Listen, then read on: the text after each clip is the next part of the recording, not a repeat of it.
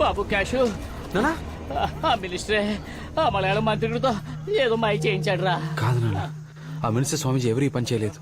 ఆ చిదంబరం చెప్పినట్టు నిజంగా ఇక్కడ ఏదో ఉంది నాన్న. ఏం చెప్తున్నావురా? నేను ఇక్కడికి వచ్చి ఇరుక్కుపోయాను, ఓకే. ఎక్కడో ఉన్న మిమ్మల్ని తీసుకొచ్చి ఇక్కడ పడేసిందంటే ఏంట్రా లొల్లడా వాగుతున్నావు? అవసరానికి పారిపోవడం మన కుటుంబానికి ఏమన్నా కొత్త?